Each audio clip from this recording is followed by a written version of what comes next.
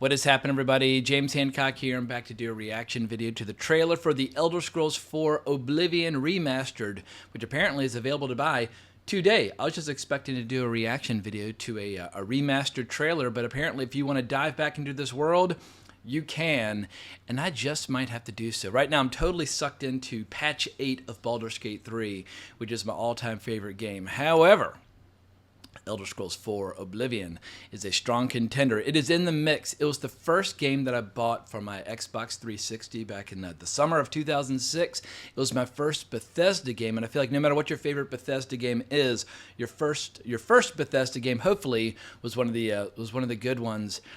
And it's definitely in the mix as one of a small handful of games where they're in competition for which game I've invested the most time in. There's always going to be World of Warcraft, and no other game could possibly come close to that because I was just living in that game for a long time. And there's a certain point where I stopped typing /played to see how much time I had invested because on my deathbed, I might want some of those days back. But with Oblivion, I spent many happy hours in that game. I had just started business school when this game came out, so if I wasn't learning the fundamental principles of financial accounting and all that kind of crap, I was playing this game as like a way of just letting off a little steam, because when you first go into business school, it's pretty challenging and you need a way of letting off a little steam. And I just feel like when it comes to fantasy experiences, whether you like great fantasy books or looking at paintings or playing great games or watching classic movies like Conan the Barbarian or whatever, if you're discussing the fantasy genre, Elder Scrolls 4 Oblivion definitely deserves to be mentioned in the same breath as any great fantasy experience from that decade. And when it comes to classic games, I feel the exact same way as I do about old books and old movies and old music. If something's great, it stays great. I never understand the attitude where people are like, oh, that's an old song or that's an old book. Like, I only want to hear about what's new. It's like, well, most of what's new sucks. At least when it comes to history, we've discovered a lot of the good stuff and we've placed it in a certain category, and it's easier to find the good stuff from the past, whereas in the present day, you have to kind of throw out a much wider net and hope that you get lucky. And so the big question is, though, when you remaster a game, do you try and preserve the original experience, or do you create the illusion of the original experience, but with a lot of quality of life improvements, like Dark Souls Remastered? I've played Dark Souls Remastered a hell of a lot. So much so that I'll never go back to the original Dark Souls 1. And in my mind, Dark Souls 1 is the original classic, but if I went back to Dark Souls 1, I might be like, well, wait a second, how come I can't do this anymore? How come I can't do that anymore? Like, how come I can't, hand over a lot of items all at once? How come I'm having to do it one at a time? And the same might hold true with Oblivion, because a game from 2006, while in our minds we think, we probably confuse it with our experiences that we had in Skyrim, which did have a lot of quality of life improvements that came out 5 or 6 years after Elder Scrolls 4 Oblivion. I kind of like, it's like, yeah, sometimes you don't know what you like until you start playing it. I just hope they've done a good job of tricking me into thinking that I'm having that original experience that I have in my head, because I played Elder Scrolls 4 Oblivion for probably like 2 years straight after it came out, and then a few years later I went back to it for a fresh playthrough. But it's been a good 13, 14 years since I've turned that bad boy on. And so the question is, what do I want to do when I go back in there? I'll definitely be circling back around to the arena. I absolutely love the arena. But I think the big area that I want to explore more of is the Shivering Isles. I feel like the first time I played so much before the DLC came out. I feel like I kind of neglected some of the DLC. I never did I didn't look under every single stone that you could possibly look under. And I'm seeing here over on the website that if you buy the deluxe edition of Oblivion Remastered, you get Shivering Isles in the Night of Nine story expansion. I did play the Knights of the Nine story. I think I played that through twice. Additional downloadable content: Fighter Strongholds, Spell Tomes, Violair, Mehrunes Razor, the Thieves' Den, Wizard's Tower, the Orrery, and the Horse Armor Pack. Jesus Christ, that was so controversial back in the day to buy or not to buy, and it created this loathsome trend of in-game merchandise that you can buy for like actual real money. But I think at this point I've blabbered enough. Let's watch the trailer, and maybe it'll spark some memories that I don't even know are kind of bubbling around in the back of my head. So let's start it up in 3, 2, 1. Bring on Patrick Stewart. 87 years ago. But for all these years, I've never been the ruler of It my might own even look a dreams. little better than Skyrim. Yeah, it looks new. This is the 27th of last seed. The year of Akatosh, 433. The real question is going to be the faces. The faces in the original These pretty are the funky closing looking. days of the third era. And the final hours Of my life. of my life. I watched this trailer too many times back in the day. Yeah, baby. I can't wait to I go back have through those seen the gates. gates of Oblivion, Fuck us some beyond dangerous. which no waking eye may see.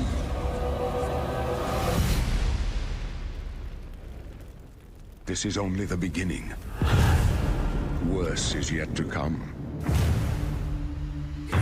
Looks clear. I love the intro. It's so fucking cool. Such a great little starter Time of quest. cleansing draws nigh. Who now will save us from the coming darkness? We will.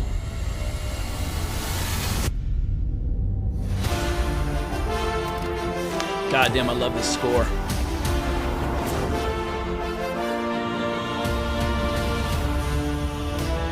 Holy moly, I'm about to lose a few hours of my You must life. Find your own path. Remember the Emperor! Love the blades.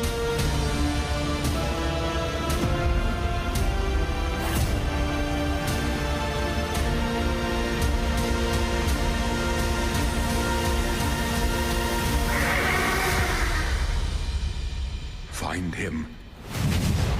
And close shut the jaws of Oblivion. It's a great shot. All right, great little trailer. It's all coming back to me. Definitely gonna buy it. But the big question remains: gameplay.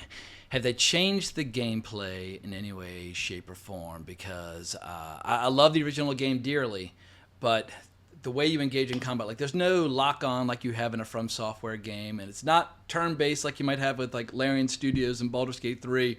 You know, it's a lot like Starfield.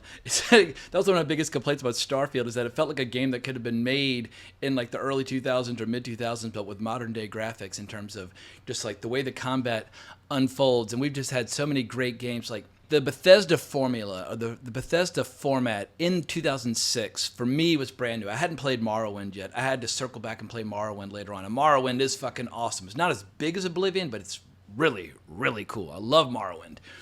But if you play Oblivion and Skyrim and Fallout 3, they all have more or less kind of like the same way of like interacting with the world, more or less. And it felt very new and very modern then, whereas Starfield is still kind of relying upon that overall approach, which made it feel a little retro, like from a bygone era. And I ultimately was very disappointed by Starfield for a lot of reasons. And Bethesda's got a lot of ground to make back up. But I feel like releasing Oblivion 4, like, you know, surprise, surprise, all at once, will definitely help bring people back into the fold and get them excited for Elder Scrolls 6, which is one of the most anticipated fantasy games ever.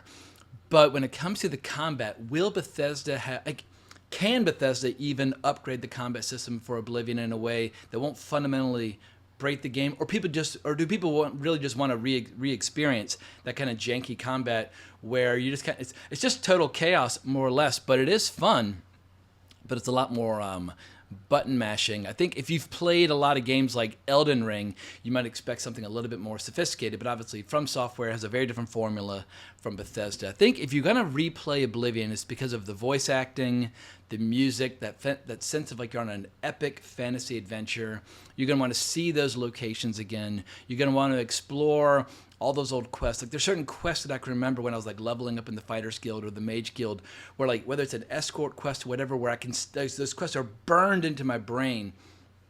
Really enjoyed them, and just for sentimental reasons, I want to go back and experience them again. And I'll obviously skip all the boring parts and just jump around to the content that I really like. And speaking of that content, I can remember my first playthrough where I played for like days, maybe even weeks, before I finally realized there was like a giant city in the middle of the map, because at the beginning of the game, you're helping escort Patrick Stewart's character out, and there's this big assassination mission, and I think you're sent to look for his son, who's like been tucked away in a cathedral somewhere, and he's unaware that he's the heir to the throne.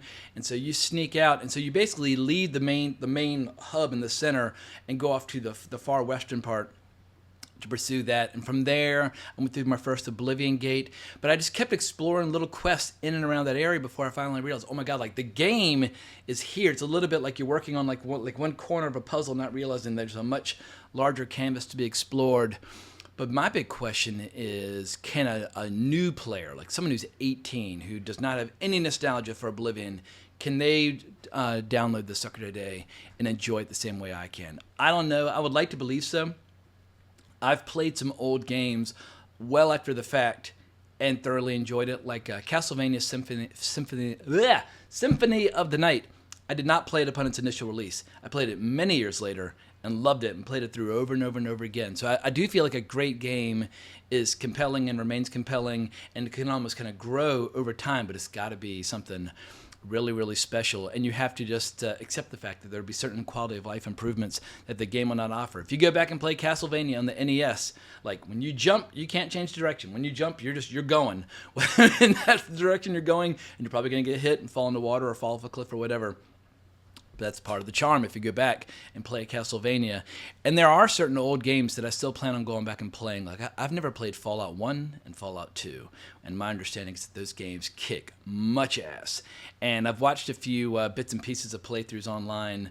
And I love that kind of isometric format. I just like the idea of playing a Fallout game where it's not like the first-person shooter format. But a nice, bright and shiny new version of this game might help some people discover it. And speaking of which, I've never played Daggerfall, and I know that there's some diehard Bethesda fanatics or Elder Scrolls fanatics who talk all kinds of shit and say, if you haven't played Daggerfall, you've never played Elder Scrolls. And maybe they have a point. I've played Elder Scrolls 3, 4, and 5 quite a lot. I've never played Daggerfall. I've watched a few bits and pieces of playthroughs online, and it looks like it does zero hand-holding, and it's because so many of the dungeons and towns are like randomly generated, it's definitely the biggest of all the Elder Scrolls games.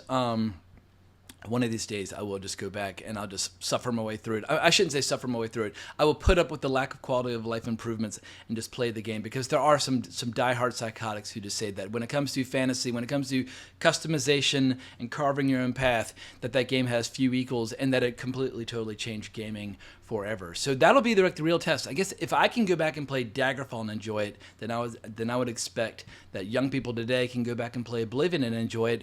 But who knows? If you just want to play the most cutting-edge new games, well, then the good news is you can play Kingdom Come Deliverance 2 and have a fucking blast. They just released hardcore mode. Like, knock yourself out. Go to it. I will definitely be downloading this new remastered edition and taking it for a spin. But right now, because I'm so addicted to Baldur's Gate 3 all over again due to Patch 8, which has introduced all these new subclasses, that game has my full undivided attention for the foreseeable future. But let me know what you think down in the comments below. How would you rank the Elder Scrolls games if you've played all of them? Like I said, I've only played 3 of them. But this was my introduction to Elder Scrolls, so it occupies a very special place in my heart. Like, when you think back on your favorite fantasy books, everybody has like the ones that they rate the highest, but then you've got those early ones that kind of invited you into the fantasy genre. Like for me, it would be the Dragonlance Chronicles, Dragons of Autumn Twilight, Winter Night, and Spring Dawning. Those 3 books. Do I rank them as highly as I do J.R.R. Tolkien? Like, hell no. But they were like my first fantasy books that I got totally obsessed with, so they just occupy a very special place in my heart, like the Elder Scrolls 4 Oblivion. But my final question is, can I think of a new build that'll actually make this game feel fresh and new again? Because when it comes to customization, this was the first game that I ever played where you leveled up skills by using them, as opposed to gaining experience and then assigning points or skills how you like. If you want to get better with the sword, well, then you got to go out and hit people with the sword. And if you want to get better with your spells, then you got to go out and fry people with your spells. And if you don't use the skills, they just atrophy. They don't level up. And you basically, if memory serves, you have to level up 10 different skills, or just level up skills by 10 points overall before you officially level up and gain new hit points and that sort of thing. And I played a lot of like really, really beefy, tanky builds, and I played a lot of glass cannons. I guess I'll come up with some sort of battle mage, sword in one hand, spells in the other. And I'll go to it and have myself a good old time. Or maybe I'll make a little stealthy build and like go through all those funky assassin's quests and that sort of thing. But yeah, I got to think of a new build, like race class combo that I never played before, and that will make the game feel fresh and new again. But I'm officially rambling. It's time to wrap the sucker up. Let me know what you think down in the comments below. Remember to like, subscribe, hit that notification bell, and I'll be back at y'all probably sometime tomorrow with a review of the first 3 episodes of Andor. But I hope everybody has a great week. But more importantly, as always, onwards and upwards.